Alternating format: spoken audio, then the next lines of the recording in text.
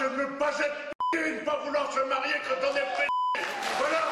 Bonjour chers auditeurs, et on se retrouve cette année comme chaque année pour l'hommage à Roger Olindre. Roger Olindre, résistant, militaire, cofondateur du Front National et président d'honneur du Parti de la France.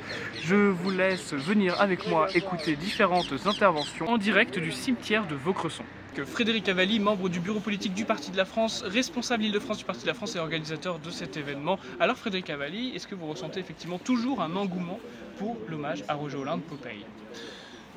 Oui, preuve en est, puisque de ce que j'ai pu voir avec quelques minutes d'avance, il y a quand même pas mal de monde.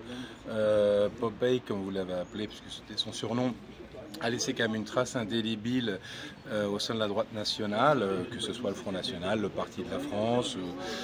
Voilà, donc c'est forcément un événement qui attire toujours la présence de nombreux nostalgiques et fidèles, même si évidemment un personnage du calibre de Roger Olindre mériterait 100 fois plus de monde. Mais bon, c'est comme ça. On ne peut pas faire cet hommage sans parler de son copain qui l'a rejoint. Au début de ce mois, le 7 janvier, qui a rendu son âme à Dieu. Et je suis sûr que là où il est, Roger l'a accueilli à bras ouverts et qu'il a retrouvé son vieux copain de toujours, qu'il attendait peut-être depuis un moment, mais qui n'était pas pressé forcément de le rejoindre si vite. Et je suis toujours ravi de voir que vous n'avez pas, vous ici présents, et même ceux qui n'ont pas forcément pu venir aujourd'hui, rendre hommage à notre ami Roger Olindre, et rendre hommage à lui-même, à l'ami, mais aussi à tout ce qu'il nous a transmis. On a pu voir que l'hommage à nos morts était tout de même quelque chose qui était intrinsèque à notre civilisation, puisque on a pu constater hier qu'il y avait des gens qui se permettaient de profaner des sépultures, qui ont profané la sépulture de Jean-Marie Le Pen à la Trinité-sur-Mer.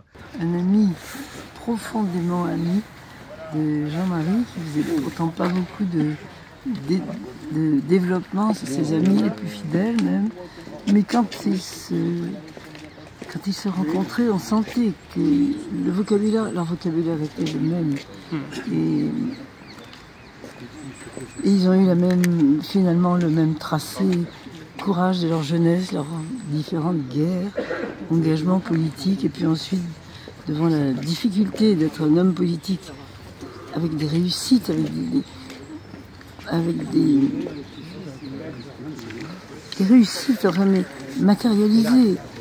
Et quand ils ont vu, ils se sont écartés un petit peu, c'est vrai, Roger aussi, par la force des choses, mais l'amitié de Jean-Marie était profonde, car chaque année, surtout depuis que Roger nous a quittés, il n'était même pas question qu'il n'y aille pas. Et depuis 2 ans, il ne pouvait plus sortir, il ne pouvait plus beaucoup marcher. Et là, je suis là pour lui, en fait. Parce que Jean-Marie doit savoir que je suis là pour Roger. C'est formidable. C'est formidable. Une réunion à travers moi, entre eux deux. Voilà. Merci beaucoup, Jolie. On m'a demandé de participer à un livre en l'honneur de Roger.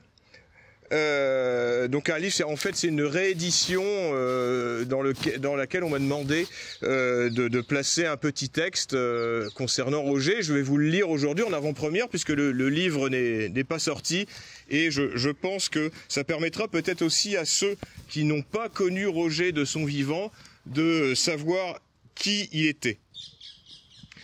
J'ai pour ma part connu Roger Olindre à la fin des années 1990, lors des universités d'été du FNJ au château du Cercle National des Combattants à Neuvy-sur-Barangeon dans le Cher.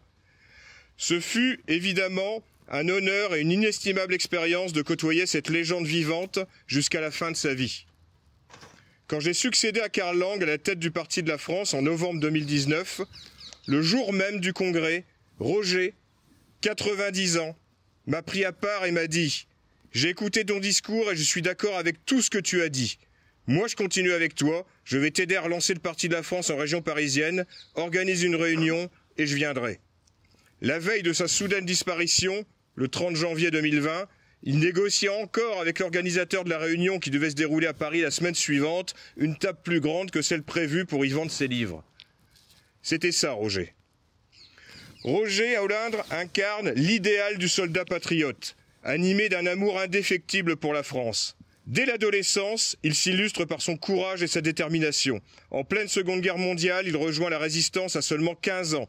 Inconscient du danger, épris de liberté, il risquait sa vie pour défendre son pays face à l'envahisseur, un engagement rare qui préfigurait une vie hors du commun. Son appétit pour l'aventure et son sens du devoir l'amènent à s'enrôler dans les rangs de l'armée française. En Indochine, il découvre les réalités brutales de la guerre et s'illustre par sa bravoure. Il ne combat pas seulement pour des terres lointaines, mais pour une certaine idée de la France, celle d'un pays porteur d'universalité et de grandeur. Lors de la guerre d'Algérie, Roger Olindre se montre une nouvelle fois à la hauteur des défis, faisant preuve d'une droiture morale et d'un dévouement sans faille. Il était de ceux qui affrontent les épreuves avec un héroïsme désintéressé, convaincu que chaque combat, aussi périlleux soit-il, méritait d'être mené pour l'honneur de la France. Au-delà de sa carrière militaire, Roger Olindre fut un grand reporter avide de comprendre le monde et d'en témoigner. Aventurier dans l'âme, il parcourait les terres lointaines, souvent là où le danger rôdait, pour relater avec sincérité et courage ce qu'il voyait. En Afrique, en Asie ou ailleurs, il faisait parler ceux qui n'avaient pas de voix. Sa plume était une arme au service de la vérité et de l'honneur national. Mais Roger Olindre ne s'arrêta pas à l'action militaire ou journalistique. Il portait en lui une vision de la France qu'il voulait défendre aussi sur le terrain politique. En 1972, il s'engage dans une nouvelle bataille en cofondant le Front National aux côtés de Jean-Marie Le Pen. Compagnon fidèle et figure emblématique de ce parti, il devint rapidement l'une des voix les plus charismatiques de la droite nationale et patriote. Tribun hors pair, il savait galvaniser les foules par ses discours enflammés et son verbe incisif qui donnait la chair de poule. Roger Olindre n'était pas un homme de compromis. Son franc-parler et sa droiture inspiraient autant d'admiration que de respect, même chez ses adversaires politiques. Pourtant, en 2011, face à un virage idéologique qu'il ne partageait pas avec l'accession de Marine Le Pen à la présidence du parti, il choisit de se retirer du Front National après avoir expliqué, en vain, à son copain de toujours, Jean-Marie Le Pen, que sa fille le foutrait à la porte de son propre parti.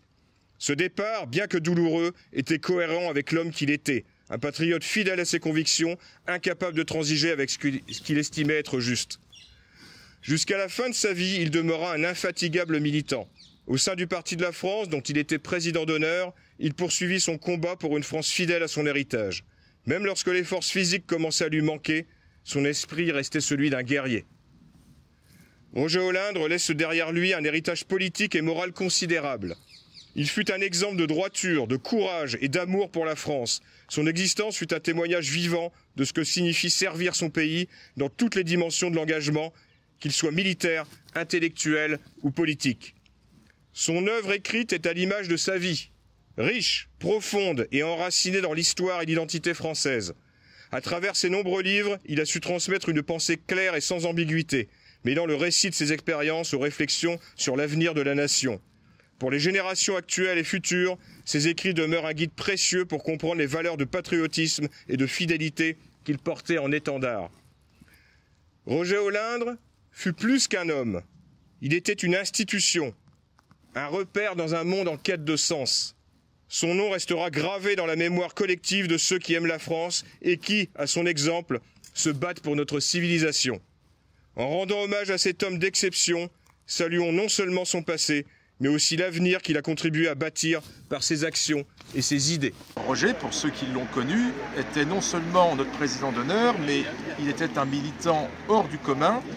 Et plus qu'un militant, il a été un formateur pour beaucoup d'entre nous. C'était quelqu'un qui a beaucoup compté dans notre combat comme ami et à notre cœur. Donc il est important pour nous d'entretenir sa mémoire, comme nous entretiendrons encore la mémoire de Jean-Marie Le Pen.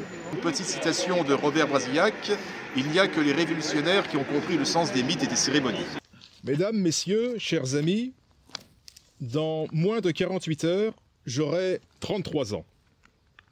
Et c'est avec une immense fierté que je me tiens devant vous aujourd'hui, car j'ai eu le privilège de faire partie des générations de militants qui ont été formés par Roger Olindre, et peut-être même la dernière, puisque lorsque j'ai connu Roger, j'avais 19 ans, c'était en 2011, et il était encore au Front National, j'étais au FNJ, et il s'occupait de la formation militante lors de l'UDT du FNJ à Cormont. Il était encore parmi les jeunes qu'il formait avec un certain David Rachlin, qui deviendra maire de Fréjus et qui l'est toujours. Roger Olindre n'était pas seulement un militant, il fut aussi un guide pour beaucoup d'entre nous. Ce qui nous a transmis, au-delà des idées, est surtout une vision de l'engagement, une vision qui n'a rien à voir avec le conformisme ou la langue de bois. C'était l'authenticité, la vérité, le franc-parler, cette capacité à dire ce qu'il pensait, quoi qu'il en coûte, quitte à déplaire. Je me souviens d'une anecdote qui aujourd'hui encore me fait sourire, c'est Roger qui m'a appris à coller les affiches, mais pas n'importe comment, non. Pas comme des pouilleux d'extrême gauche, il fallait que ce soit presque une œuvre d'art lorsque c'était posé sur la colle. Il fallait rouler les affiches comme du papier peint pour les dérouler sur la colle. Alors moi je ne suis pas vraiment manuel, mais je dois dire que cette technique m'a bien servi pour poser le papier peint de ma chambre et chez mon père, quelques années plus tard, et j'imagine que Roger serait ravi de savoir que grâce à lui, j'ai au moins maîtrisé cet art-là. Mais plus sérieusement, ce que Roger m'a appris, c'est à ne jamais reculer face à l'ennemi. Il ne se faisait pas manipuler par la politique de la facilité. Il savait ce qu'était l'engagement à une époque où, contre l'occupant, il n'hésitait pas à prendre des risques, seulement âgé de l'âge de 15 ans.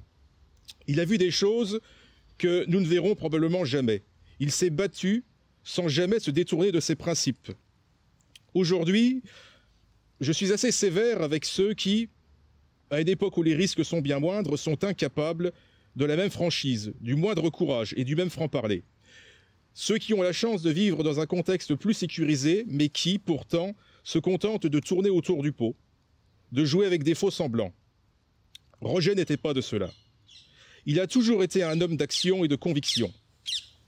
Roger Olindre a laissé une empreinte indélébile dans nos vies. Il a incarné une époque où l'engagement ne se mesurait pas en mots, mais en actes. Aujourd'hui, alors que je me tiens devant vous, c'est à lui que je rends hommage. Et ce jour, je suis fier de dire que j'ai eu la chance d'avoir reçu de lui un enseignement qui, au-delà de la politique et de l'aspect politique, m'a forgé en tant qu'individu. La première fois que je suis venu ici, c'était au moment de la mise en bière. Il y avait notre président Jean-Marie Le Pen, il y avait Bruno Gollnisch, qui était conduit par Farid Smaï, il y avait Jani, qui était aussi parmi nous, et d'autres. J'ai été la dernière personne à avoir pu bénir, je ne sais pas si on dit comme ça, le cercueil au moment de la mise en bière. Donc je dirais aujourd'hui à Roger, que l'on surnommait Popeye, Roger, tu as marqué notre histoire et je suis honoré d'avoir fait partie de la génération qui t'a connu. Merci Roger. Et Roger, à la suite d'une émission de radio d'ailleurs, à laquelle je participais, m'a demandé de le seconder en quelque sorte, enfin de l'aider dans ses actions. Voilà. Et ça a été quelque chose de tout à fait révélateur pour moi, d'un personnage qu'on présente souvent avec la gouaille qu'il savait faire. C'était un orateur hors pair, mais on le voyait un peu d'une façon, j'allais dire, un peu rigolard. Bon. Voilà 5 ans que Roger nous a quittés, et je dois dire, pour l'avoir connu, accompagné pendant quelques années, Roger nous manque énormément, et de plus en plus, si je puis dire.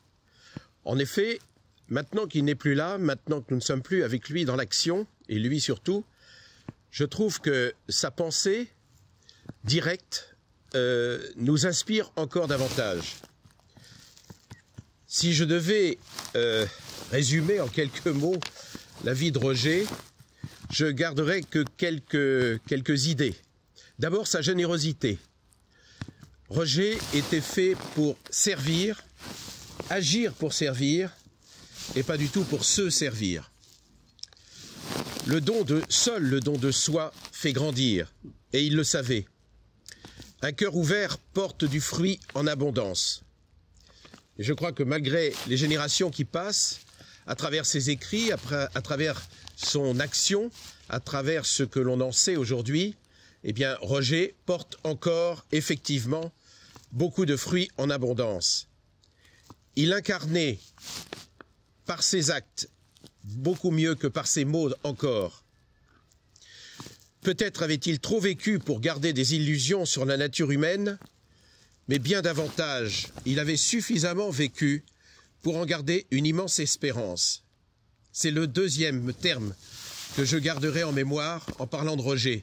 Il s'est toujours occupé de la jeunesse, que ce soit comme chef de section lorsqu'il était en Indochine ou en Algérie, que ce soit comme chef de maquis lorsqu'il a réagi à l'abandon de ces départements français, que ce soit après ses blessures, que ce soit vis-à-vis de ces jeunes, de ces 150 jeunes, de toutes confessions, de toutes origines, qu'il avait encadrés, qu'il avait formés, que ce soit par les cadets de France qu'il avait, et d'Europe, qu'il avait réinstitué en France, il a toujours eu un mot pour la jeunesse. Est-ce que faire ses dessins, c'est une manière également de perpétuer sa mémoire et la personne qu'il est? Évidemment, ça m'a surtout permis de le rencontrer, notamment à la fête du Pays Réel en 2019. Il avait la gentillesse de signer l'original, c'était une pyrogravure de son portrait. Il avait signé au dos Roger Olindre, voilà. Bien, Roger était un ami très cher et quelqu'un de fantastique, donc j'ai à cœur tous les ans de venir me recueillir sur sa tombe. Un tribun et un écrivain extraordinaire. Tout à fait, un grand orateur. Et grand orateur. Ouais. Roger, c'était un homme d'action, on l'a dit tout à l'heure. Et pour nous, aujourd'hui, si on garde sa mémoire, c'est que tout reste à faire. Tout commence, car il nous faut poursuivre sa route. Roger peut encore aujourd'hui guider les pas de la jeunesse.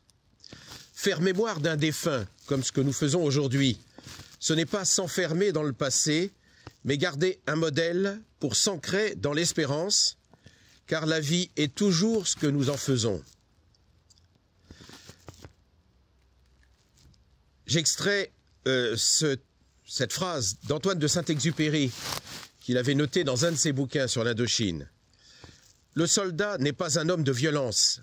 Il porte les armes et risque sa vie pour des fautes qui ne sont pas les siennes. Son mérite est d'aller sans faillir au bout de sa parole, tout en sachant qu'il est voué à l'oubli. » Une vie sans combat était pour Roger Olindre, et pour son grand ami d'ailleurs, qu'on évoquait tout à l'heure, pour Jean-Marie Le Pen, était pour lui une vie de mort-vivant. Et Roger vomissait les tièdes, non pas pour les éloigner, mais pour les former. Il était désespéré de temps en temps par cette génération du mépris, comme il l'appelait. Mais il ne l'a jamais abandonné, il a toujours fait en sorte de réveiller cette génération. Nourrir la flamme et passer le flambeau, je crois que ce sont les derniers moments que Roger a vécu, puisqu'il avait tenté de réanimer les cadets de France et d'Europe. Le courage est un embrasement de l'être qui trempe les armées. C'est encore extrait d'un de ses bouquins. Il est la première des vertus, quelle que soit la beauté des noms dont elle se pare. Un soldat sans courage est un chrétien sans foi. Le courage est ce qu'il y a de plus sacré dans une armée. Nul n'a le droit de troubler ses sources limpides et fécondes. C'est ce dernier terme que je retiendrai de l'action de Roger, c'est son courage. Courage lorsqu'il était jeune, courage de l'engagement qu'il a tenu, courage des combats, et je terminerai cet hommage par la dernière phrase que Roger a prononcée vis-à-vis de ces hommes épuisés après quelques jours de combat, sans nourriture, sans eau, et qui étaient prêts à lâcher, qui étaient prêts à s'asseoir, qui étaient prêts à renoncer, lorsque, au col de Mingyang, et j'invite toutes les générations à lire les ouvrages de Roger, eh bien, il terminait cette phrase avant de sauver ces hommes, en quelque sorte, de les ramener vers les lignes. Et maintenant, bordel, en avant. C'est nous les Africains qui revenons de loin. Nous venons des colonies pour sauver la patrie. Nous avons tout donné à foyer. Et nous avons au cœur une invincible ardeur, car nous voulons porter haut et fier le beau drapeau de l'Algérie française. Et si quelqu'un venait à y toucher, nous serions là pour mourir à ses pieds. Porte tambour à nos amours, pour le pays, pour la patrie, mourir au loin, c'est nous les Africains. Roger Olindre nous a rejoint quand il a estimé que le Front National ne remplissait plus sa mission historique et politique, et il nous a rejoint dès l'après-congrès de la transmission, où le parti a été transmis à Marine Le Pen avec toutes les conséquences néfastes que l'on sait. Et il savait très bien qu'il aurait retrouvé ses amis au sein du parti de la France, et il était évident que Roger Olindre, de par son passé, de par son engagement, qu'il soit militaire et politique, était la personne idéale pour être le président d'honneur du Parti de la France, dans le sens où ce n'est pas juste un poste honorifique, c'est aussi un poste qui est en fait la transmission des idées, de l'histoire et de l'engagement, puisque Roger Olindre a mis sa peau au bout de ses idées tout au long de sa vie, et c'était vraiment la personne idéale à cette fonction, et qu'il a honoré jusqu'à la fin de sa vie. Donc c'est normal que le Parti de la France honore son président d'honneur tant que nous le pourrons, tant que nous existerons, et surtout c'est un formidable message d'espoir à la jeunesse de honorer la mémoire de Roger Olindre, et surtout de raconter tout son parcours, toute son existence à l'ensemble de nos militants, de jeunes, de gens qui ne sont pas du tout de sa génération et qui seraient susceptibles soit de nous rejoindre ou qui nous ont rejoints rapidement, enfin là récemment. Donc il y a tout à fait un intérêt à ce que nous honorions nos morts, non pas que nous vivons dans le passé, mais pour savoir où l'on va, il faut savoir d'où l'on vient. Pro nobis peccatoribus, et et in hora mortis nostri. Amen.